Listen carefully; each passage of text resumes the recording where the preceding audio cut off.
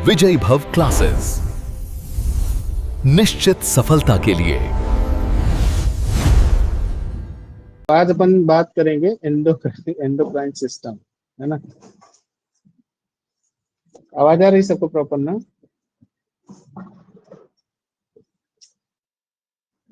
तो एंडोक्राइनोलॉजी में पहला जो ग्लैंड आती है वो है पिट्यूटरी ग्लैंड। पहला इसलिए क्योंकि इसका नाम बड़ा फेमस है, the master gland of the endocrine system, है ना। क्योंकि सबसे ज्यादा जो हार्मोन, अगर आप वैसे देखिए, इंपॉर्टेंट हार्मोन निकलते हैं वो आपकी किडनी से ही हैं, और बॉडी की फिजियोलॉजी को बहुत कुछ कंट्रोल करने का काम जो है वो इसके द्वारा होता है, ठीक है। इसलिए इसको master gland of endocrine system बोला जाता है। नोन है, सभी लोग परिचित भी हो, कुछ ऐसा इसमें नहीं है। इसका वजन होता है 0.5 ग्राम के आसपास, मतलब 500 mg वाला ना, 500 मिलीग्राम इसका वजन है। अब पिट्यूटरी के द्वारा कौन कौन से हार्मोन्स जो होते हैं वो सिक्रेट होते हैं, ये अपन देख लेते हैं। तो लिस्ट पूरा बना हुआ है। इसमें सबसे पहला है आपका नाम जो है ग्रोथ हार्मोन, जिसको हम सोमैटोट्रोपिन भी कहते हैं। ग्रोथ हार्मोन का ही दूसरा नाम क्या है? सोमैटोट्रोपिन। तो इसको ध्यान रखिएगा, ये जो टर्म है GH या STH। सोमैटोट्रोपिन को शॉर्ट में क्या बोलते हैं? STH।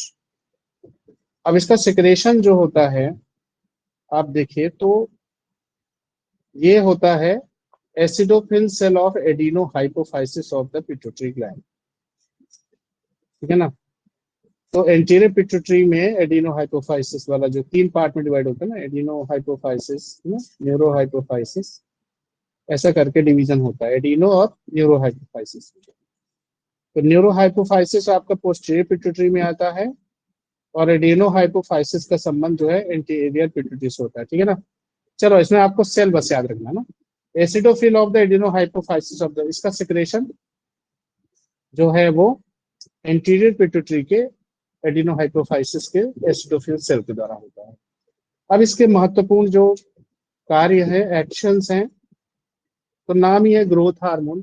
इसका मतलब ये है कि बॉडी के ग्रोथ, है ना, को ये रेगुलेट करेगा, control growth of bone and muscle. तो मुख्यतः हड्डियों की ग्रोथ और मसल की ग्रोथ को ये कंट्रोल करता है ना। अगर कंट्रोल नहीं करेगा तो अपन पढ़ेंगे कि अगर मतलब हाइपर सेक्रेशन होगा तो जाइगेंटिज्म, अगर 8-8, 10-9, 9, 10 फीट के लोग हो रहे हैं ना। एनाबोलिक इफेक्ट्स ध्यान रखिएगा, किन किन चीजों से। मेटाबॉलिज्म के 2 पार्ट होते हैं, आपको पता है ना, एनाबोलिज्म एंड कैटाबोलिज्म। तो एनाबोलिज्म क्या है? बिल्डिंग प्रोसेस होती है, बनती है कोई चीज। और कैटाबोलिज्म में क्या होता है? लॉस होता है, ठीक है ना। तो इसमें देख लीजिए, नाइट्रोजन, कार्बोहाइड्रेट और फैट, ठीक है। तो ये 3 चीजें जो होती हैं, फैट, नाइट्रोजन का संबंध प्रोटीन से समझ सकते हैं, है ना। तो फैट, प्रोटीन और कार्बोहाइड्रेट, मतलब ECF अपन बोले तो, ये तीनों चीजें का जो है एनाबोलिक इफेक्ट होता है।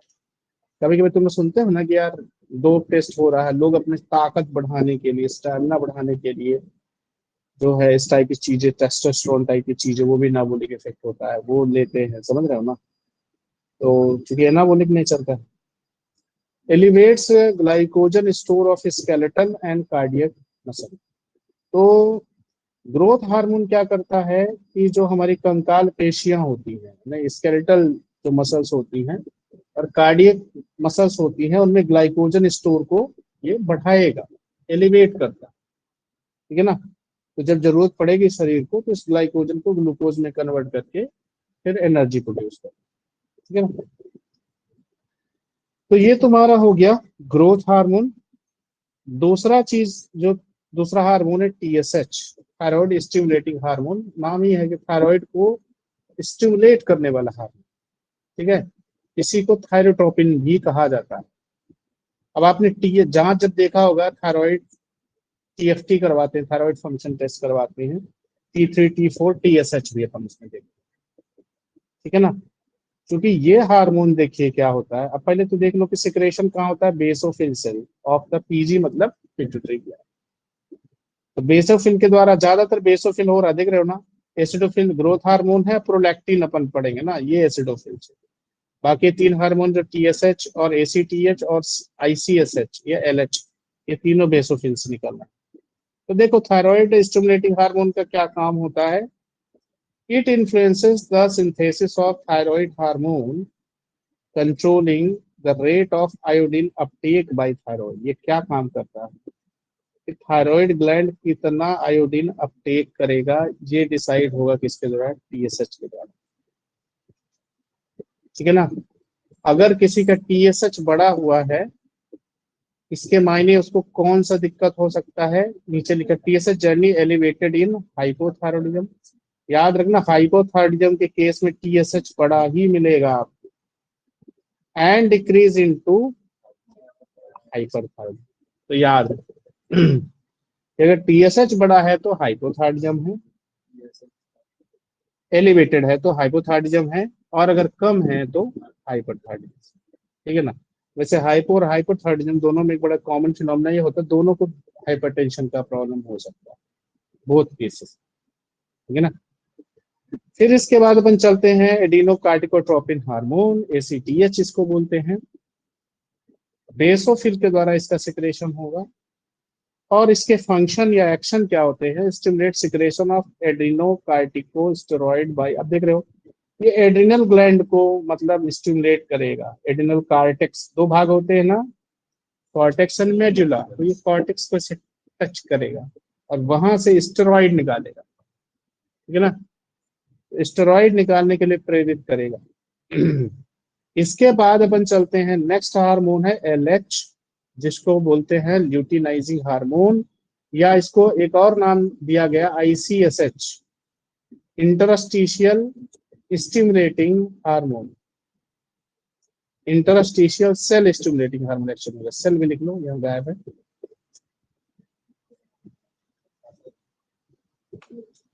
चलिए, basophil of the pituitary gland, ये सिक्रेशन भी देखो बेसोफिल के द्वारा हो रहा है ना। तो बेसोफिल कई हार्मोन निकाल रहा है।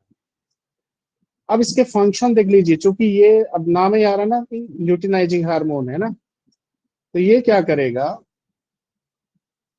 इट बेसिकली ऑन टेस्टिस, इसका फंक्शन का मतलब एक्शन कहां पर होगा, टेस्टिकल के ऊपर होगा। Stimulate interstitial cell of Leydig, Leydig cell बहुत महत्वपूर्ण सेल होती है रिप्रोडक्टिव, उसमें आप देखें तो, दस promoting the production of androgen. तो ये क्या काम कराती हैं, लीडिंग सेल को स्टिमुलेट करते हैं, किसके लिए, ताकि वो एंड्रोजन का प्रोडक्शन बढ़ा सके। तो इनडायरेक्टली ये एंड्रोजन का प्रोडक्शन करवाए। एंड्रोजन का मतलब जैसे टेस्टोस्टेरोन टाइप की चीजें है ना, मेल, फीमेल में एंड्रोजन नहीं होता है, मेल नहीं, मेल में होता है, फीमेल में तुम्हारा प्रोजेस्टेरॉन होगा, एस्ट्रोजन होगा, है ना, बहुत ही कम मात्रा, बहुत ही कम, ज्यादा हो जाएगा तो फिर गड़बड़ हो जाएगा।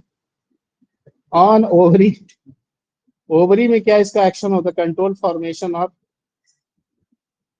Corpus luteum and secretion of progesterone. तो जैसे मेल में क्या हो रहा था कि एंड्रोजन के प्रोडक्शन को, लीडिंग सेल को स्टिमुलेट करके एंड्रोजन का प्रोडक्शन करवा रहा था, वैसे ही कॉर्पस ल्यूटियम को ये स्टिमुलेट करके ये प्रोजेस्टेरॉन का सिक्रेशन करवाएगा। तो ध्यान रखना मेल फीमेल दोनों के लिए इसका रोल है, मेल में एंड्रोजन, फीमेल में प्रोजेस्टेरॉन। फिर आता है एक number FSH, follicle stimulating hormone.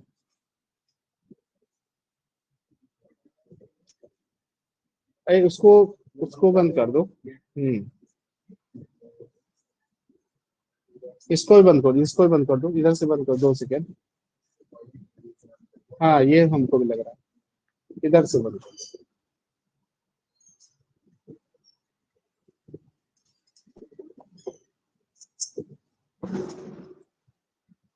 पानी मौसम खराब हो ही रहा है, बट चलो क्लास तो अपनी चलेगी। एफएसएच में देख लीजिए, फॉलिकल स्टिमुलेटिंग हार्मोन है ना, ग्राफियन फॉलिकल वगैरह आप लोगों ने पढ़ा होगा, उसी को स्टिमुलेट करने वाली है। तो इसमें देखिए बेसोफिल ऑफ द, ये भी इसका भी secretion basophil of prostate gland के द्वारा हो रहा है। सिंपल सिंपल चीजें हैं। अब इसका फंक्शन देख लीजिए, टेस्टिस में क्या करेगा, ये स्पर्माटोजेनेसिस को प्रमोट करेगा, है ना। In case of male, female के ओवरी में क्या करेगा, control growth of the ovarian follicle. Basically इसका नामकरण ही मतलब एफएसएच, फॉलिकल स्टिमुलेटिंग हार्मोन से, ना। तो ये ओवेरियन फॉलिकल को स्टिमुलेट करता है, मतलब ग्रोथ को ओवेरियन फॉलिकल कंट्रोल करेगा। Function with LS to cause oestrogen secretion and ovulation. तीसरा काम देख लीजिए, एलएच के साथ मिल करके ये क्या करेगा, एस्ट्रोजन सिक्रेशन को प्रमोट करेगा, और इसकी वजह से क्या होता है, फाइनली ओवुलेशन होगा।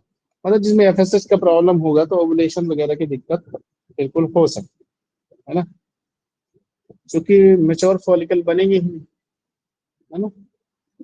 इसके बाद अपन चलते हैं प्रोलैक्टिन। दो हार्मोन में लोग बहुत कंफ्यूज रहते हैं, एक ऑक्सीटोसिन, एक प्रोलैक्टिन। क्योंकि ऑक्सीटोसिन अपन पढ़ेंगे, इसको मिल्क इजेक्शन बोलते हैं। अब मिल्क प्रोडक्शन जो है प्रोलैक्टिन, याद रखो, प्रोलैक्टिन प्रोडक्शन, यानी कि जो ब्रेस्ट है उसमें मिल्क फॉर्मेशन का काम प्रोलैक्टिन के द्वारा होगा, इसलिए इसको बोलता है एलटीएच, है ना। तो ल्यूटोट्रोपिक हार्मोन है, एक्टोट्रोपिक, ल्यूटोट्रोपिक। और तो याद रखिएगा, प्रोडक्शन का काम प्रोलैक्टिन, प्रो प्रोडक्शन याद करना इजली है। और ऑक्सीटोसिन जो हो जाएगा तुम्हारा, ये इजेक्शन का काम करता है, कि जैसे सकिंग रिफ्लेक्स होता है ना बच्चे का, जिससे बच्चा टच करेगा तो एकदम मिल्क जो है इजेक्ट आउट हो जाएगा। इसका संबंध कहीं ना कहीं भावनाओं से होता है, ये ध्यान रखिएगा। It is also called as bonding hormone, अपन बात करेंगे आगे, बट अपन देख लेते हैं प्रोलैक्टिन। तो प्रोलैक्टिन क्या होता है, एसिडोफिल। देखो एसिडोफिल से सिर्फ दो ही हार्मोन निकले हैं अभी तक, है ना। एक ग्रोथ हार्मोन था और एक प्रोलैक्टिन, नीचे भी आएगा, दोनों से मिला हुआ भी आएगा। नेक्स्ट चलते हैं अपन, एक्शन में क्या है, control proliferation of memory gland. Memory मतलब जो ब्रेस्ट ग्लैंड होती है ना, तो इनिशिएशन ऑफ मिल्क सिक्रेशन, याद रखना। इनिशिएशन बहुत कंफ्यूज हो जाओगे, प्रोडक्शन ऑफ मिल्क ऐसा समझ लेना, है ना। Prolong life of corpus luteum and the secretion of progesterone. तो कार्पस ल्यूटियम की लाइफ को बढ़ाएगा और प्रोजेस्टेरोन सिक्रेशन को ये मेंटेन करके रखता है। अब मिलेनोसाइट स्टिमुलेटिंग हार्मोन, जिसको हम एंटरमेडॉन भी बोलते हैं, एमएसएच मिलेनोसाइट स्टिमुलेटिंग हार्मोन, याद रखना इसको इंटरमेडॉन भी बोलते हैं, ये थोड़ा अलग से नाम है ना। तो देखिए इसका सिक्रेशन एसिडोफिल और बेसोफिल दोनों से होता है, मिक्स्ड ना। It actually control the dispersion of the pigment granule in melanophores. जो आपकी त्वचा होती है, स्किन होती है, मेलानोसाइट, मेलानोसाइट के मेलानोफोर में ये स्टोर रहेगा। और जैसे ही आप, जैसे मान लो धूप में गए या कहीं गए, तो स्किन को डार्क बनाने के प्रोटेक्टिव मैकेनिज्म, समझ रहे हो ना। तो जैसे इसका डिस्पर्शन होता है, नहीं मेलानोफोर्स में जो है ना, ये डिस्पर्शन होता है, जो तुम्हारे मेलानिन पिगमेंट होते हैं, तो स्किन क्या हो जाएगी, डार्क हो जाएगी। और जितना कम डिस्पर्शन होगा उतना ही ज्यादा लाइट रहेगा, ठीक है ना। तो याद रखना, डार्कनिंग ऑफ स्किन के लिए रिस्पॉन्सिबल। ये अच्छी बात है, दुनिया भर के रेडिएशन, यूवी रेडिएशन के संपर्क में रहते हैं, नुकसान, ये प्रोटेक्टिव है ना। फिर आगे चलते हैं तो देखो, एक ही हार्मोन के तीन नाम आपको मिल रहे हैं, वेसोप्रेसिन, पिट्रेसिन और एंटी डाययूरेटिक हार्मोन। एडीएच तो सबको पता ही होगा, पर एडीएच का ही नाम है वेसोप्रेसिन। और अब इसका वेसोप्रेसिन इसलिए नाम है क्योंकि जो तुम्हारा वास्कुलर, जो तुम्हारी वेसल्स होती है ना, उसको प्रेस करता है, बीपी बढ़ाता है, समझ रहे हो ना, वेसोप्रेसिन, है ना। और इसी को क्या कहते हैं, पिट्रेसिन कहते हैं।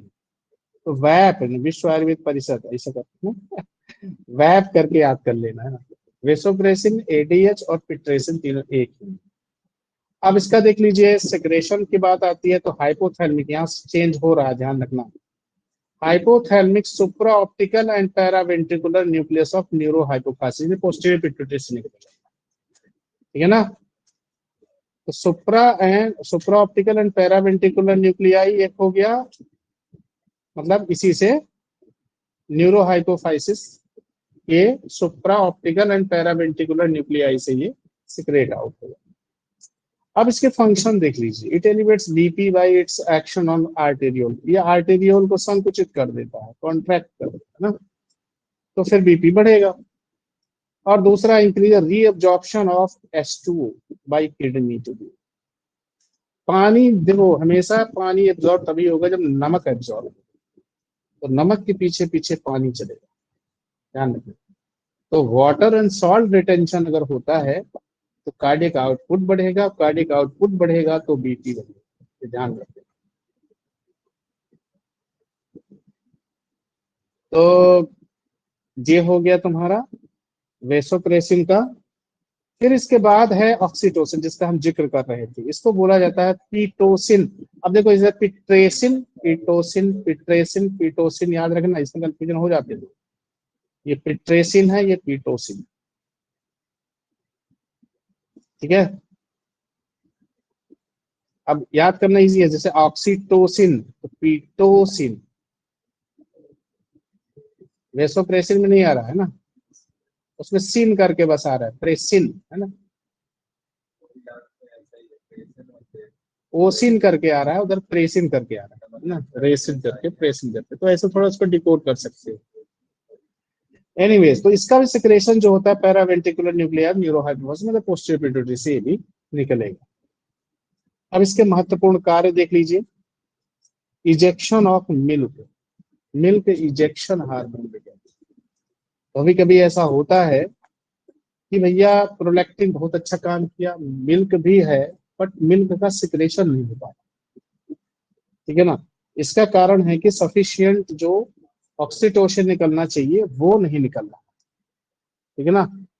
तो इसका संबंध भावनाओं से भी होता है, याद रखिएगा कि अगर मान लो बच्चे के प्रति माँ की इतनी भावना नहीं है अब, है ना, तो भी ऐसा मतलब हो सकता है कि जो मिल्क जो इजेक्शन है वो इतनी सफिशिएंट अमाउंट में नहीं होगा, क्योंकि इस हार्मोन का संबंध बहुत अच्छा, देखो बॉन्डिंग हार्मोन है बोलते हैं, समझ रहे हो ना, इसको क्या बोलते हैं, बॉन्डिंग बोलते हैं, बॉन्डिंग हार्मोन।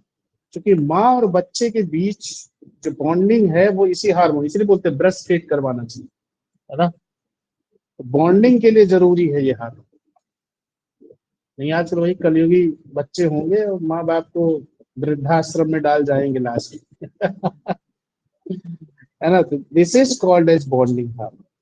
सिर्फ बच्चे और माँ के बीच बॉन्डिंग नहीं है, हस्बैंड वाइफ हो, पति मतलब प्रेमी प्रेमिका हो, उनके बीच बॉन्डिंग इसी के द्वारा होता है, ध्यान रखें, ठीक है। हाँ, तो बॉन्डिंग इसलिए बोलते हैं, ट्रस्ट बोलते हैं ना, जिस व्यक्ति के अंदर ट्रस्ट नहीं उसका कारण ये ऑक्सीटोसिन की कमी, क्योंकि ट्रस्ट के लिए भी जरूरी है भाई साहब ऑक्सीटोसिन, है ना।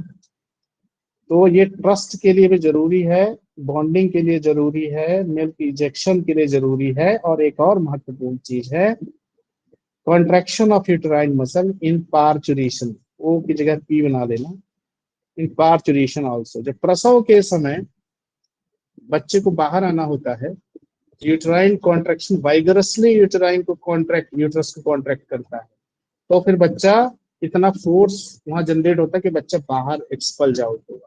अब आजकल तो भैया LSCS वाले बच्चे पैदा होते हैं, उनको पता ही नहीं ऑक्सीटोसिन कहाँ काम कर रहा है। हाँ, ऑक्सीटोसिन जो है ना, जैसे मान लो कभी कभी डिलीवरी नहीं हो पा रही है तो ऑक्सीटोसिन इंजेक्शन दिया जाता है कि यूटेराइन कॉन्ट्रैक्शन हो सके, है ना, तो इट्स अ वेरी इंपॉर्टेंट, है ना। चलो, जैसे एक और इसका रोल होता है, जैसे तुम लोगों ने गाने पढ़ा होगा कि ये PPH को भी प्रिवेंट करता है, पोस्टपार्टम, हाँ, पोस्टपार्टम हेमरेज को भी ये प्रिवेंट करेगा, ध्यान रखना, ये oxytocin, it also prevent PPH, लिख लेना।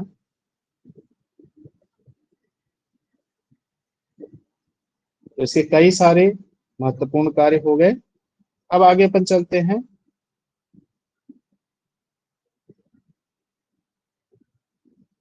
अब इनकी कमी से होने वाले रोग, तो पहला रोग का नाम देख लीजिए, क्या आ रहा है, डॉर्फिज्म,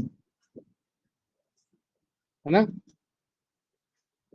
तो जिनकी कद काठी छोटी हो जाती है उसको क्या बोलेंगे, डॉर्फिज्म, वामन बोलते हैं। हाँ? हाँ हाँ, वो होगा, लेकिन इसका ये डॉर्फिज्म उसमें अलग है। इसमें देखो सिर्फ हाइट के ऊपर असर करेगा, आईक्यू बीएमआर सब नॉर्मल रहेगा, उसमें दूसरी चीजें प्रभावित। देखो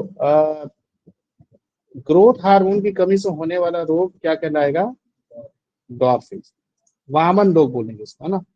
इसमें सिर्फ हाइट जो है वो कम होगी, ये एरो को आई बना लेना, आई क्यू बीएमआर दोनों नॉर्मल रहते हैं, ठीक है ना। इसमें बच्चे की बुद्धि के ऊपर और बीएमआर के ऊपर कोई फर्क नहीं पड़ेगा, सिर्फ कद काठी में छोटा है। ग्रोथ हार्मोन की अधिकता अगर हो जाए प्यूबर्टी के पहले हो तो उसको बोलते हैं जाइगेंटिज्म, जाइगेंटिज्म भीम काय शरीर वाला। तो भीम काय का मतलब है 7-8 फीट या इससे ज्यादा अगर किसी की हाइट हो रही है उसे बोलेंगे, उसका भी आईक्यू बीएमआर रिमेन्स नॉर्मल, ठीक है, बुद्धि के ऊपर कोई प्रतिकूल प्रभाव नहीं पड़ेगा।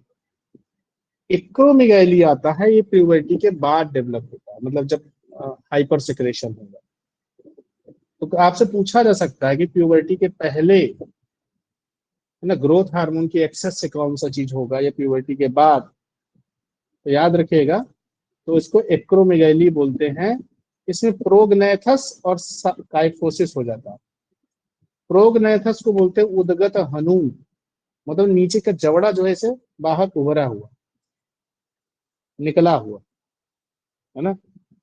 उदगत हनु का मतलब नीचे का जबड़ा आगे खली टाइप का, यस, खली टाइप का, उदगत हनु बोलते हैं उसको हिंदी में। और काइफोसिस का मतलब होता है कुबड़ापन, ठीक है ना। तो अगर ऐसी चीजें हैं तो समझ के चलिएगा कि ये जो है वो प्यूबर्टी के बाद ग्रोथ हार्मोन का एक्सेस था, इसकी वजह से हुआ। अपन ने एडीएस पढ़ा था, तो एडीएस की कमी से होने वाले रोग को क्या कहते हैं, डायबिटीज इंसिपिडस। इसमें क्या होगा कि डायूरेसिस होगी, मतलब मिक्चुरेशन होगा, और फॉल ऑफ ब्लड प्रेशर होगा। अब आप जानते हो ना कि बीपी कम करने के लिए डायूरेटिक चीजें अपन यूज करते हैं, इसका कारण यही है कि जितना वाटर लोड कम होगा, कार्डिक आउटपुट कम होगा, बीपी कम होगा, सीधी बात। चलो, अब दूसरी इंपॉर्टेंट ग्लैंड आपकी कौन सी है, थायराइड ग्लैंड। थायराइड ग्लैंड के जो हार्मोन है आप देखिए, ट्राईआइडो थायरोक्सिन एंड टेट्राआइडो, या T3 T4 अपन जो बोलते हैं, है ना, जांच करवाते हैं ना। तो इसमें कैल्सिटोनिन नहीं दिखता है, T3 T4 TSH ये अपन देखते हैं, क्योंकि कैल्सिटोनिन का संबंध थोड़ा दूसरा है ना। हाँ, तो देखो T3 T4 जो होते हैं parafollicular cell of the TG, मतलब थायराइड ग्लैंड से निकलता है, फॉलिकुलर सेल से। काम क्या करता है, ये काम क्या करेगा कि देख लीजिए, कैलोरीजेनिक होता है, बीएमआर को बढ़ाएगा, समझ रहे हैं ना। बेसन मेटाबॉलिक रेट जितना बढ़ेगा उसकी कैलोरी उतनी ही ज्यादा उत्पन्न हो रही है उसके शरीर, ठीक है ना। तो this is called as calorigenic. Catabolic, देखो अपन एनाबोलिक पढ़े थे ग्रोथ हार्मोन, ये कैटाबोलिक इन कार्बोहाइड्रेट मेटाबॉलिज्म। तो कार्बोहाइड्रेट मेटाबॉलिज्म कैटाबोलिक होगा, एन, अब ध्यान रखना, कार्बोहाइड्रेट के लिए तो कैटाबोलिक है, लेकिन एनाबोलिक होगा प्रोटीन मेटाबॉलिज्म, यानी प्रोटीन को बनाएगा, बिल्डिंग वाला काम, समझ रहे हो, बिल्डिंग ब्लॉक्स। इसके उपरांत अपन देखें तो आता है तुम्हारा कैल्सिटोनिन, या सी सेल से एक्चुअली निकलता है, सी सेल हार्मोन। तो पैराफोलिकुलर सेल और सी सेल, देखो फॉलिकुलर से निकलता है T3 T4, पहला फॉलिकुलर या सी सेल से कैल्सिटोनिन। काम क्या करता है, ऑस्टियोब्लास्ट सेल के फॉर्मेशन को प्रमोट करेगा, इंक्रीज द बोन फॉर्मेशन। तो जितनी ज्यादा ऑस्टियोब्लास्ट सेल्स बनेंगी उतना ज्यादा बोन का डेवलपमेंट होगा। Calcium lowering hormone in blood, ध्यान रखना, हाइपोकैल्सीमिया कॉज कर सकता है, ज्यादा निकल जाएगा। तो मतलब ब्लड के कैल्शियम को निकाल के वो हड्डी में जमा रहा है, ये ध्यान रखना, इसलिए हाइपोकैल्सीमिया, ब्लड कैल्शियम लेवल पर। और अगर कहीं यह तोड़ फोड़ मचाना चालू कर दे, हड्डी को नुकसान करे, तो कैल्शियम बढ़ जाएगा। लोअर पोटेशियम लेवल ऑल्सो, तो याद रखना पोटेशियम को भी कम करता है, कैल्शियम को भी कम करता है, ठीक है ना। ब्लड में तो कम करेगा लेकिन हड्डी में बढ़ाएगा, मिनरलाइजेशन को प्रमोट करेगा, है ना। अब इसके बाद अपन देख लेते हैं डेफिशिएंसी और एक्सेस से होने वाली जो चीजें आ जाती हैं। तो deficiency effect of the thyroid hormone, iodine अपन जिसको बोलते हैं। तो सबसे पहले आता है ग्वाइटर। तो खाने में अगर आयोडीन की कमी हो जाए तो ग्वाइटर होता है, सबको ये नोन है। इसमें थायराइड ग्लैंड साइज में बढ़ती है ना, गले के दोनों तरफ। अब क्रेटिनिज्म आ जाता है ना। तो क्रेटिनिज्म क्या है देख लीजिए। प्यूबर्टी के पहले अगर थायरोक्सिन की कमी हो जाए तो हाइट जो हो जाएगी स्टंटेड ग्रोथ हो जाएगी, तो हाइट जो है कम होगा। उधर देख रहे थे अपन आईक्यू बीएमआर पे असर नहीं पड़ रहा था, इधर आईक्यू भी कम होगा और इधर बीएमआर भी कम होगा, ध्यान रखना। इधर उधर हाइट जरूर कम हो रही थी डॉर्फिज्म में, बट आईक्यू बीएमआर रिटेन कर रहा था। ये दोनों ही इसका कम हो जाएगा। मंद बुद्धि का बालक, इसलिए लिखा है इडियोटिक फेस, बुद्धू चेहरा, है ना, इसलिए बोलते हैं इडियोटिक फेस इसको। ये अंतर है। एक आता है मिक्सोइडीमा, ये एक्चुअल में क्या है, प्यूबर्टी के पहले था तो क्रेटिनिज्म हो गया। अब प्यूबर्टी के बाद अगर कमी हो रही है तो इसको बोलते हैं मिक्सोइडीमा। इसका खास लक्षण क्या होता है, मून फेस, गोल गोल चेहरा, इस चांद सा रोशन चेहरा, है ना, इस चांद सा गोल गोल चेहरा, ये मिक्सोइडीमा की बात है ना। हेयर फॉल की प्रॉब्लम बिल्कुल आपको पेशेंट में देखने को मिलेगी। अगर कोई हेयर फॉल का आ रहा है, खासकर फीमेल पेशेंट है, तो वन मस्ट थिंक अबाउट कि वहां पर थायराइड का कुछ प्रॉब्लम हो सकता है ना। डिक्रीज बीएमआर, क्योंकि बीएमआर अब बढ़ा होता तो बढ़ता, घट रहा है तो घटेगा, है ना, डायरेक्टली प्रोपोर्शनल। इसके बाद होगा effect due to excess of thyroid hormone. Thyroid hormone अगर ज्यादा बने तो क्या होगा, exothermia, ophthalmoplegia and BMR increase, तीन चीजें। एक्सोथर्मिया को आप लोगों ने पढ़ा होगा, ग्रेव्स डिसीज, फ्यूमर डिसीज, सुना है ना भाई, ग्रेव्स डिसीज, फ्यूमर्स डिसीज, है ना। तो इसमें आंखें जो होती हैं मेढक जैसे, इसे प्रोट्यूटेड आई बॉल रहती है, प्रोट्यूटेड, ऐसा लगता है बाहर निकल आई है ना, बड़ी बड़ी किसकी आंखें, मेढक जैसी इसकी, ठीक है। और अब थर्मोप्लेजिया होगा, बीएमआर जाहिर सी बात है कि यार थायराइड का बढ़ेगा तो बीएमआर उसका बढ़ना लाजमी है ना। बीएमआर का मान कितना होता है, दिन लिखवाए थे ना, बता दो जल्दी से।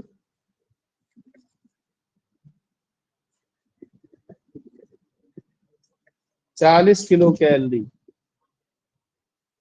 ध्यान रखना, पर मीटर स्क्वायर पर आवर, और 37 kilo calorie per metre square per hour female में होता है नॉर्मल। चलो दोनों पढ़ ही नहीं रहे हो लगता है। फिर इसके बाद अपन चलते हैं पैराथायरॉयड ग्लैंड। तो ये भी थायराइड ग्लैंड से ही रिलेटेड है। तो इसमें क्या निकल रहा है देख लीजिए, पैराथायरॉयड ग्लैंड से पैराथार्मोन हार्मोन, लेकिन याद रखना दूसरा वाला नाम इसे कोलिक हार्मोन बोलते हैं, है ना। तो कोलिक साइंटिस्ट ने खोजा है तो उसका नाम कोलिक हार्मोन दे दिया, इसमें कुछ नहीं बात, ठीक है। तो this is called as colic hormone, ये थोड़ा सा नाम अच्छा है, याद रखिएगा। अब इसके बाद है chief cell of parathyroid gland के द्वारा इसका सिक्रेशन होता है। चीफ सेल और कहाँ पाई गई थी बताओ जल्दी से, स्टमक में पाई गई थी ना।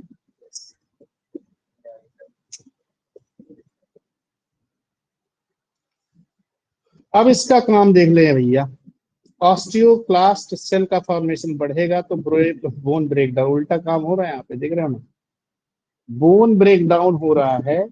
और फिर क्या, जब बोन जितना ब्रेक डाउन होगा कैल्शियम उतना ज्यादा ब्लड में आएगा, increase the concentration of calcium into the blood, ठीक है, देख रहे हो ना, ब्लड में कैल्शियम की मात्रा को बढ़ाने वाला ये हार्मोन है।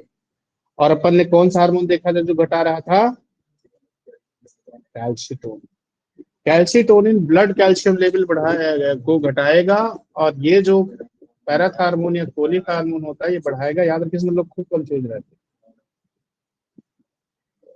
पैराथार्मोन की कमी से होने वाला रोग टिटाइनी बोलते हैं, टिटाइनी।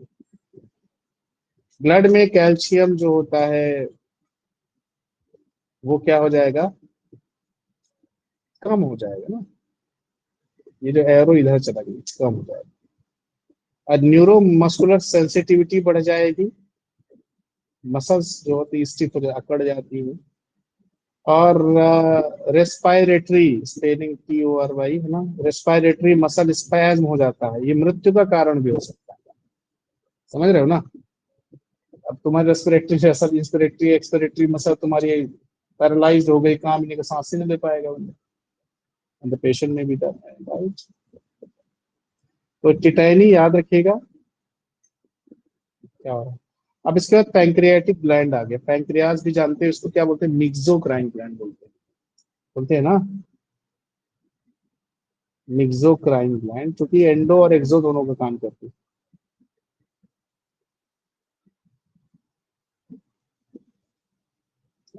बनने में पैंक्रियाटिक जूस पड़ा था ना, याद आ रहा है, वो तो था ही। अब ये हार्मोन में निकाल रहा है, एंडोक्राइन वाला भी काम करेगा। चलो, तो इसमें सबसे फेमस जो कौन सा है चीज है, इंसुलिन हार्मोन, है ना। इंसुलिन हार्मोन एक पॉलीपेप्टाइड चैन होती है पूरा पूरा, और इसका सिक्रेशन सबको आजकल पता हो गया है कि beta cell of islets of Langerhans से निकलता है, ठीक है।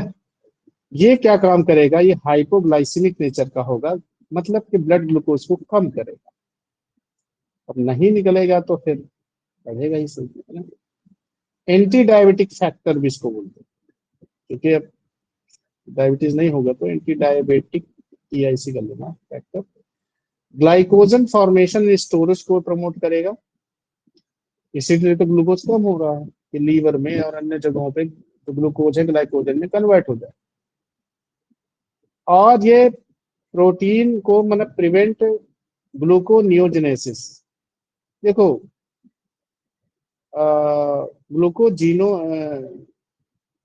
ग्लूकोनियोजेनेसिस और ग्लाइकोजिनोलाइसिस दो चीज आती है। ग्लूकोनियोजेनेसिस का मतलब है कि जब ग्लूकोज कार्बोहाइड्रेट के अलावा किसी चीज से बनती है, जैसे प्रोटीन से बनती है, उसको अपन बोलेंगे। अब चूंकि इसका ये क्या काम कर रहा है, ग्लूकोज को बढ़ने ही नहीं दे रहा है, तो ये ग्लूकोनियोजेनेसिस को रोकेगा, ठीक है ना। फैट को prevent formation of ketone body, ketone body में वही चीज है ना।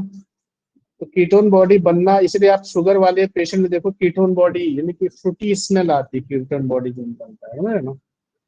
कीटोन जैसे हाई, जैसे आपने कीटो एसिडोसिस पढ़ा होगा, खतरनाक है, इमरजेंसी सिचुएशन भी हो सकती है कीटो एसिडोसिस। तो इसके मेन काम क्या हो गए, एक हाइपोग्लाइसेमिक होता है, एंटी डायबिटिक फैक्टर होता है, ग्लाइकोजन को ये प्रमोट करेगा फॉर्मेशन को, और ये ग्लूकोनियोजेनेसिस को रोकेगा, कीटोन बॉडी फॉर्मेशन को प्रिवेंट करता है फैट के लिए, है ना। तो ऐसा। अब इसके बाद अपन चलते हैं ग्लूकेगॉन हार्मोन, इसका विरोधी है, यानी बीटा से निकल रहा था तो ये अल्फा से निकल, जगह एक ही जगह है, आइसलेट्स ऑफ लैंगरहैंस और पैंक्रियास। ये क्या काम करता है, ये मतलब घटाने का काम करेगा, तो ब्लड शुगर बाई द, ये उल्टा काम कर रहा है, देख रहे हो, glycogenolysis in the liver and gluconeogenesis, है ना।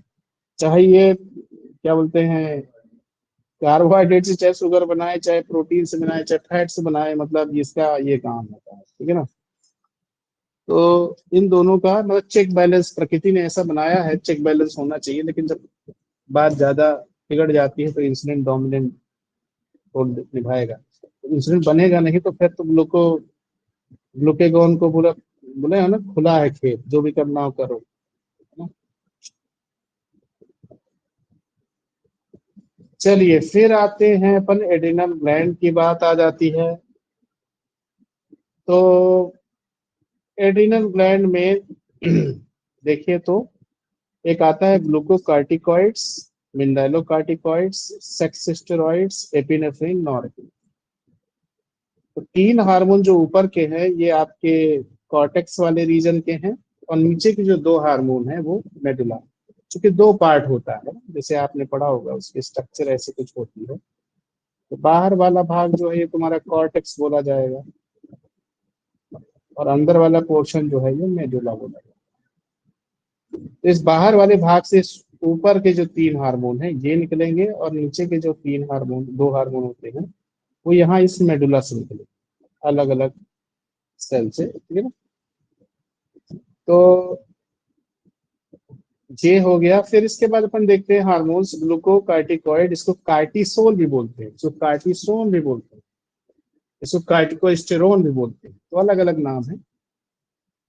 कार्टिसोल वैसे बहुत सुनते होंगे यार, ब्लड कॉर्टिसोल लेवल बढ़ गया है ना।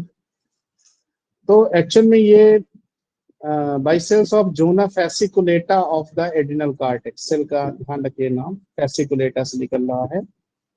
और ये क्या काम करता है, control of the carbohydrate, protein and fat metabolism, यानी पीसीएफ के मेटाबॉलिज्म को ये मतलब कंट्रोल करेगा, प्रोटीन, कार्बोहाइड्रेट एंड फैट।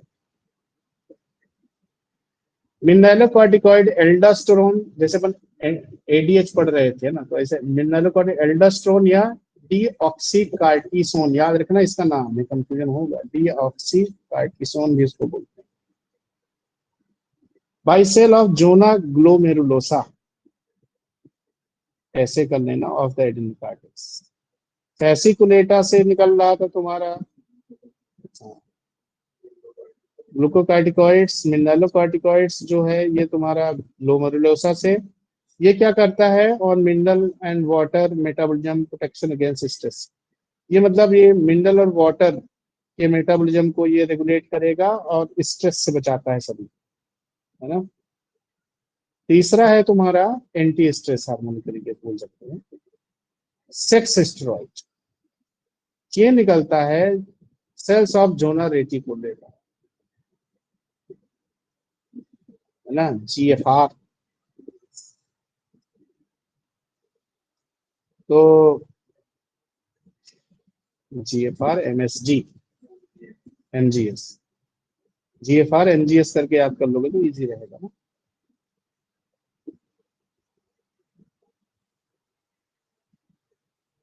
कौन कहाँ से निकल रहा है। अब चले तो इसमें क्या है, action on the sex organ and secondary sex character. तो ये क्या है कि सेक्स स्टेरॉइड जो होता है, चाहे मेल हो चाहे फीमेल हो, सेकेंडरी सेक्सुअल करेक्टर को डेवलप करता है, जिससे मेल मेल बन पाता है, फीमेल फीमेल बन पाती है, ठीक है, जो भी में सेकेंडरी सेक्स। जैसे मेल में क्या होता है, आवाज का भारी होना होता है, मसल ज्यादा स्टाउट स्ट्रॉन्ग हो जाती है, समझ रहे हो ना। और उनके सेकेंडरी सेक्सुअल ऑर्गन का प्रॉपर डेवलपमेंट होता है, इसे फीमेल में। फीमेल में ऐसे नहीं होगा, उनकी आवाज पतली होगी, ठीक है ना, ब्रेस्ट डेवलपमेंट होगा, ये सारा चीज होता है। चलो, एपिनेफ्रीन या एड्रीनालिन क्यों बोलते हैं, इसको ध्यान रखिएगा। एपिनेफ्रीन को एड्रीनालिन भी बोला जाता है ना। और इसमें देखो, secreted by adrenal medulla gland, sympathomimetic action होता है, सिंपैथेटिक एक्टिविटी जो भी शरीर में होती है, flight and fright mechanism, flight and fright के लिए जो रिस्पॉन्सिबल होता है वो ये काम करे, ठीक है ना। अब है नॉर एपिनेफ्रीन या नॉर एड्रिनालिन, सिक्रेटेड, दोनों मेडुला से निकलते हैं। एक actual sympathetic transmitter produce at the ending of the adrenergic fibre, जो तुम्हारे नर्व फाइबर होते हैं उनके लास्ट जो नोब होता है वहां से निकलता है, समझ रहे हो ना, नॉर एपिनेफ्रिन, नॉर एड्रिनालिन,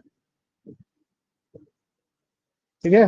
जैसे किसी के बीपी कम होता है, नॉरेडोपा वगैरह यूज करते हैं ना। चलो, तो याद रखिएगा ये 5 महत्वपूर्ण हार्मोन हो गए। इसके बाद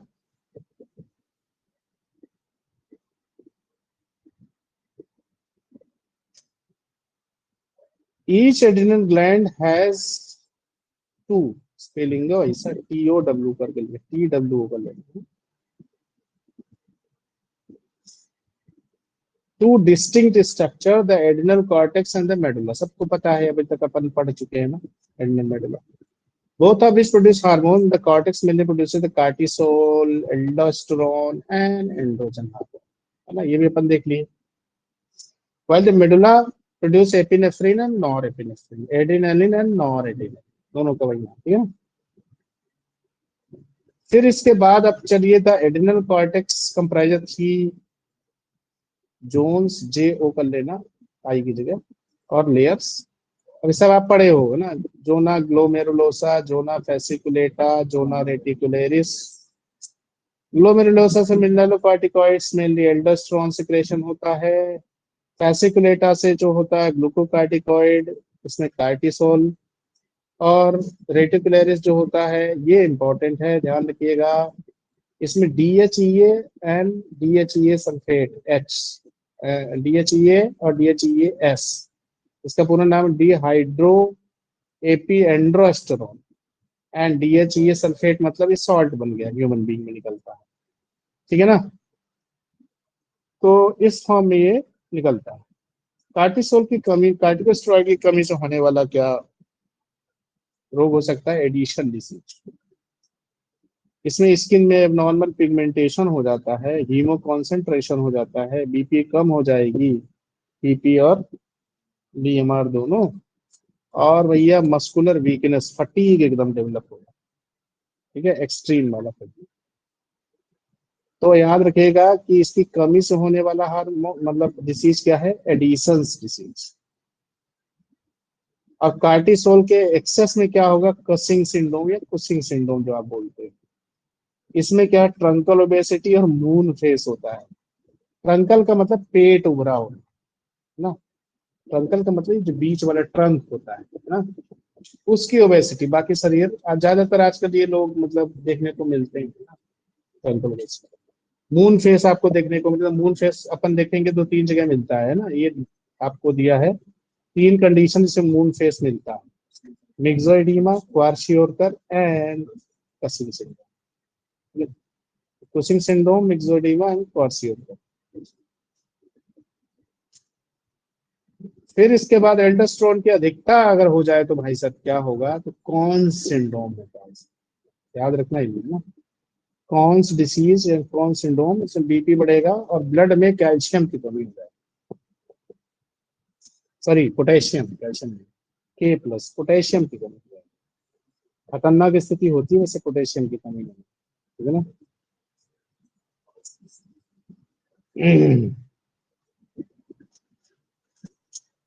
फिर हो गया, कितना हो गया टाइम?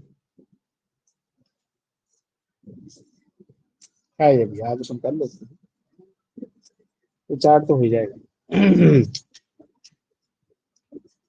चलिए, तो सम अदर हार्मोन्स, ये आप लोग पीछे में कहीं जगह पढ़ के भी आए हो, चलो अपन रिवीजन हो जाएगा। गैस्ट्रिन जो होता है modified epithelial cell of antrum, जो गैस्ट्रिक एंट्रम होता है G सेल से निकलता है। कहाँ से निकलता है? G सेल, है ना, तो याद रखना इस G सेल का नाम।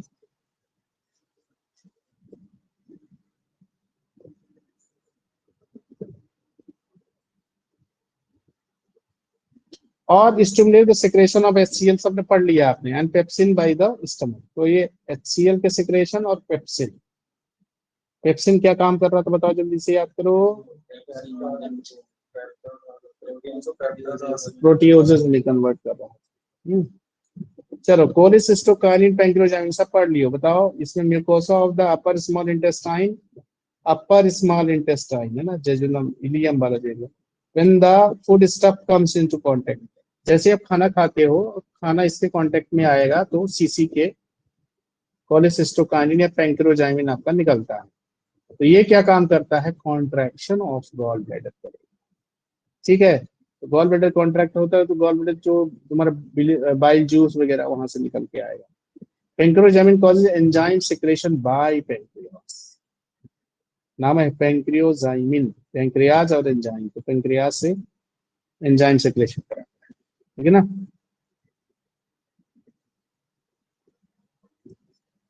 कोलिसिस्टोकाइनिन निकल रहा था अपर स्मॉल इंटेस्टाइन, इन दोनों। सिक्रेटिन करके एक आता है, ये ड्यूडिनल म्यूकोसा से निकलता है, ग्रहणी से, है ना। ये क्या काम करता है, इनहिबिशन ऑफ गैस्ट्रिक सिक्रेशन, ज्यादा HCl वगैरह ना निकल आए, है ना। तो जिनका सिक्रेटिन गड़बड़ होता है तो फिर एसिडिटी और दुनिया भर का चीज दिक्कत होने लगती है ना। एरिथ्रोपोएटिन कहाँ से निकलता है, ये सब वेरी इंपॉर्टेंट, अपन शायद पढ़ रहे हैं जब किडनी तब भी आता है। Cell of juxtaglomerular apparatus of kidney कहाँ पे काम करता है, बात किए थे अपन, बोन मैरो पे काम करता है, और ये आरबीसी के प्रोडक्शन को ये फैसिलिटेट करेगा, स्टिमुलेट करेगा। हिस्टामाइन जो है मास्ट सेल से निकलता है, जानते हो ना, ये अच्छी भी चीज है और बुरी भी चीज है। अच्छी चीज इसलिए है कि चूंकि ये बॉडी डिफेंस मैकेनिज्म के लिए जरूरी है, कोई एंटीजन कुछ भी वायरस बैक्टीरिया गया उससे लड़ने वाला, कोई इंजरी हो जाए। बुरा यह है कि जब अतिरेक हो जाए तो शरीर, जैसे लोग कोविड में मरे हैं बहुत से लोग, ये इसका बहुत बड़ा रोल है mast cell. Responsible for some effect of the atypical carcinoid syndrome, mastocytosis syndrome, जहां पर मास सेल बहुत ज्यादा बनती है, मतलब ऐसी कंडीशन जहां पर बहुत ज्यादा मास सेल रप्चर हो रहे हैं, हिस्टामिन प्रोडक्शन हो रहा है ना। हिपेरिन का नाम है ना, ये भी निकलता है मास्ट सेल से। Role in mastocytosis syndrome, causes defect of coagulation, bleed जो ब्लड कोगुलेशन का जो है ना, जो कि हिपेरिन जानते हो ना क्या काम करता है, कोगुलेशन एंटी कोगुलेंट है ना। थाइमोसिन हार्मोन निकलता है थाइमस ग्लैंड से, ये एज के साथ डिजनरेट होती है ना। तो फीमेल तो है, ये भी होती है, बच्चों में ज्यादा ये एक्टिव है। Shows to increase number of lymphocyte in the circulation, ये दो ब्लड सर्कुलेशन लिम्फोसाइट, चूंकि इम्यूनिटी से संबंधित है, समझ रहे हो ना। अब लिम्फोसाइट तुम्हारे क्या बॉडी गार्ड है भैया, है ना, CRPF होम गार्ड, ये सब घूमते रहते हैं।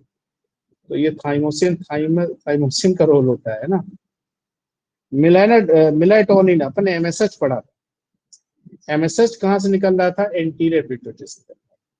और मेलाटोनिन कहाँ से निकल रहा है, याद रखना, पीनियल ग्लैंड, ये शंकर जी का तीसरा नेत्र है इंसान, ये पीनियल ग्लैंड। अभी भी इसमें बहुत कुछ रिसर्च चल रहा है, कुछ लोग मानते हैं जो हमारे बायोलॉजिकल क्लॉक है इसका संबंध पीनियल ग्लैंड के साथ होता है, ठीक है ना। तो act at the level of brain and other tissues and influence development and functional activity of gonads, pituitary and thyroid। तो ये तुम्हारा गोनाड्स, पिट्यूटरी और थायराइड की एक्टिविटी के ऊपर इसका इन्फ्लुएंस होगा, उनको डेवलप कराने का काम करेगा, और त्वचा को लाइट करता है, लाइटनिंग ऑफ स्किन। MSH क्या कर रहा था, डार्क कर रहा था अगर वो निकल रहा, और मेलाटोनिन क्या करेगा, लाइटनिंग ऑफ स्किन। फिर आगे अपन चलते हैं, तो तुम्हारा आ जाएगा रेनिन, ये रेनिन वगैरह अपन देखे थे, रेनिन ना। रेनिन कहां से निकलता है, JH से, जक्स्टा ग्लोमेरुलर ऑपरेटस या glomerular cell. Formation of angiotensin, पहले एंजियोटेंसिन 1 बनेगा, फिर 2 बनेगा, फिर BP बढ़ाएगा, है ना, अलग मैकेनिज्म। ये इसका मतलब रोल लीवर से भी संबंधित है, किडनी तो है ही, लीवर से और लंग से फिर तुम्हारा 2 बनेगा एंजियोटेंसिन, फिर वहां से फिर काम इसका चालू हो जाए, है ना। ये ब्लड वेसल्स को कॉन्स्ट्रिक्ट करता है, BP बढ़ाएगा। चलिए, अब अपन सोमेटोमेडिन पढ़ते हैं। सोमेटोस्टैटिन अपन पढ़ के आए थे ना, मेडिन मतलब ये कहाँ बनता है भैया, लीवर में है, याद रखना। Stimulate anabolic process such as probably kidney synthesis of DNA and RNA। सोचो कितना बड़ा रोल है इसका। डीएनए आरएनए का भैया निर्माण नियंत्रित करता है ये ना। डिप्रेसेंट ऑन ग्रोथ हार्मोन, ये ग्रोथ हार्मोन को कमतर करेगा, मतलब निगेटिव असर होगा, है ना, निगेटिव फीडबैक। चलिए सिरेलो प्लाज्मिन जो होता है, सेरेलो प्लाज्मिन जिसको बोलते हैं, ये लीवर से अभी निकलेगा। लीवर को हल्का ना समझ लेना, लीवर बहुत जरूरी चीज है। Copper containing alpha globulin of blood, याद रखना कि ये कॉपर वाला है ना। अपन पढ़ते हैं ना कि लीवर में कॉपर जाता है और कॉपर की बीमारी में विल्सन डिसीज सुना होगा, हिपैटोलेंटिकुलर डीजनरेशन बोलते हैं, है ना। तो कॉपर वाली चीजें लीवर को अफेक्ट करती है, ठीक है। Copper containing alpha globulin of blood ये बनाएगा, plays a part in erythropoiesis, मतलब आरबीसी फॉर्मेशन में भी इसका एक रोल है। रिड्यूस इनकम किस में हो जाता है, अपन ने देखा कि विल्सन डिसीज चूंकि सेल ही डैमेज हो जाती है ना। और दूसरा हेपेटोसेलुलर डीजनरेशन, इन्हीं कारणों पर जो लीवर की सेल डैमेज हो जाती है, जैसे कि मान के चलो कि सिरोसिस टाइप का कुछ हो जाए, हेपेटाइटिस सिरोसिस कुछ भी, तो उसकी वजह से। फिर इसके बाद अपन चलते हैं, नेक्स्ट में आता है एक और हार्मोन एंजियोटेंसिन 2। ये भी जक्सा जे मतलब जेएक्सए, मतलब जक्स्टा ग्लोमेरुलर ऑपरेटर जो बोलते हैं, जक्स्टा ग्लोमेरुलर से रिलीज होगा। Constrict blood vessel, increase systemic blood pressure, BP को बढ़ाएगा। Stimulate secretion of aldosterone from adrenal cortex, तो एल्डोस्टेरोन क्या काम करता है भैया, ये बीपी को बढ़ा रहा था ना, सॉल्ट वाटर रिटेंशन करके बीपी को बढ़ा रहा है, ठीक है ना। तो कुल मिला के अगर एंजियोटेंसिन 2 अगर आपको देखने को मिल रहा है तो दैट मीन बीपी की समस्या है ना। अब आता है एंड्रोजन हार्मोन। एंड्रोजन हार्मोन देखिए तो लीडिंग सेल ऑफ टेस्टिकल से निकलता है, cell of zona reticulata of ये कम मात्रा में लेकिन निकलेगा, है ना, इससे जो एडिनल कॉर्टेक्स से। मेजोरिटी ऑफ जो है वो लीडिंग सेल ऑफ टेस्टिस से निकलता है ना। तो इस चीज को थोड़ा दिमाग में रखिएगा। Growth of accessory male sex characters जो होते हैं, sex organs. Development of male secondary sexual character, ताड़ी मूछ का आना, आवाज का भारी होना, मस्कुलिनिटी, मस्कुलर मतलब जो स्टाउट हो जाते हैं, तो ये सब चीजें उसमें रहेगा। Development of male sexual character, increase spermatogenesis, ठीक है ना। तो ये जो होता है स्पर्मेटोजेनेसिस को भी बढ़ाएगा।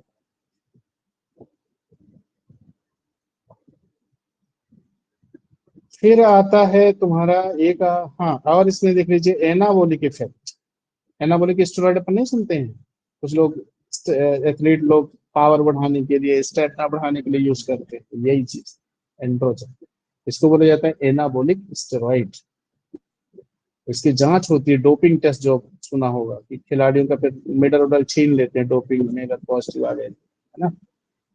एक भारत की खिलाड़ी थी ना, दुती चंद करके थी, तो उसके शरीर में भाई साहब टेस्टोस्टेरोन आवश्यकता से मतलब ज्यादा मिला था, लेकिन उसकी प्रकृति ही ऐसी थी, उसने कोई डोपिंग वोपिंग नहीं करा, है ना। तो उसके मसल उसल जो कंपेरेटिवली महिलाओं से मतलब जो सामान्य होता है उससे बहुत स्ट्रॉन्ग, तो उसको एक बार हुआ, लेकिन बाद में जांच हो तो उसको इज्जत के साथ वो लौटाया गया मेडल, कि भाई इसमें तुम्हारा दोष नहीं है ना।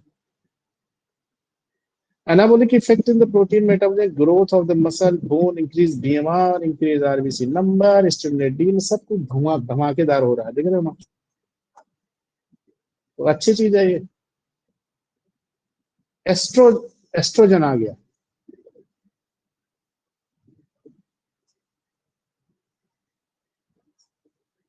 एस्ट्रोजन जो होता है theca interna of ovarian follicle, याद रखिएगा कहाँ से निकलता है, ओवेरियन फॉलिकल के थीका इंटरना से निकलता है,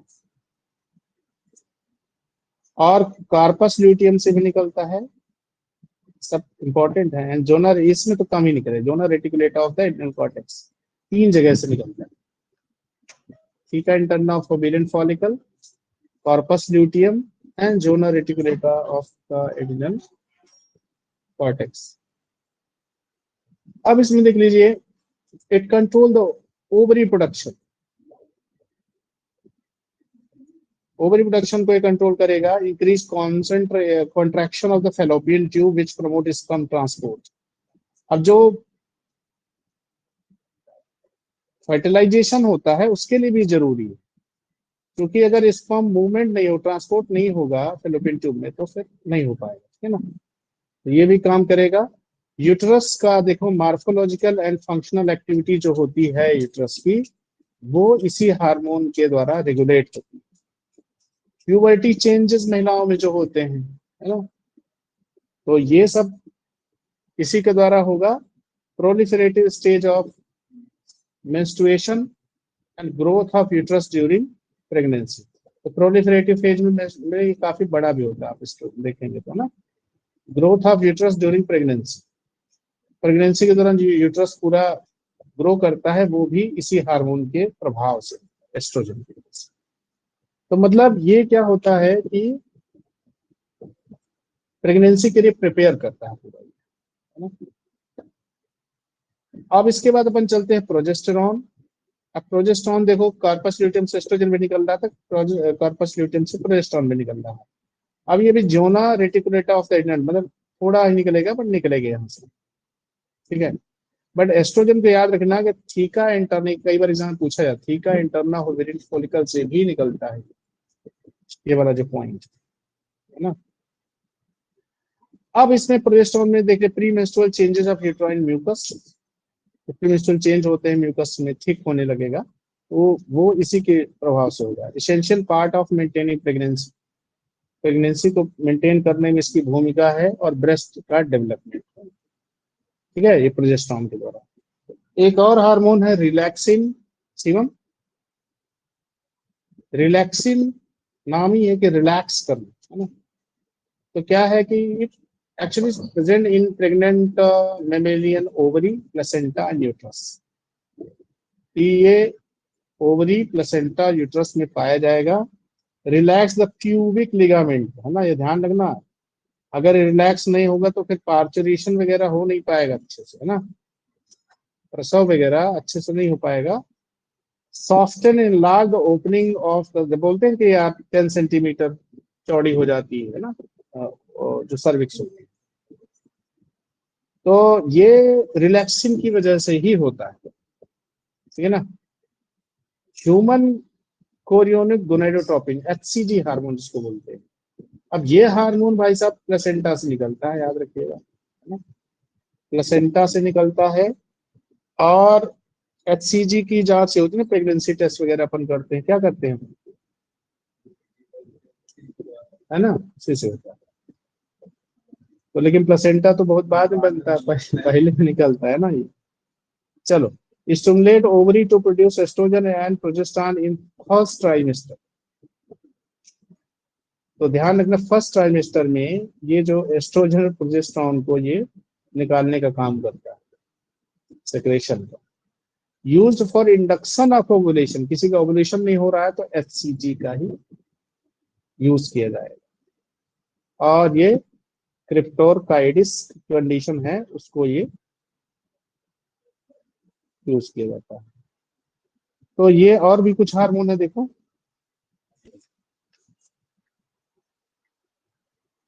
क्रिप्टोरकाइडिस का क्या मतलब है, थोड़ा सा लिख लो। फेलियर, मतलब testicle fail to descent into scrotum, testicle fail to descend into scrotum, मतलब जो किसी किसी का टेस्टिकल जो है वो स्क्रोटम सैक जो होता है वृषण को, वहां पे डिसेंड नहीं कर पा रहा है, आ नहीं पा रहा नीचे, है ना। तो ये भी एक इम्पोर्टेंसी का कॉज हो सकता है। तो आज के लिए इतना है, बस थोड़ा इतना है भी, 10 पेज है, आराम से हो जाएगा।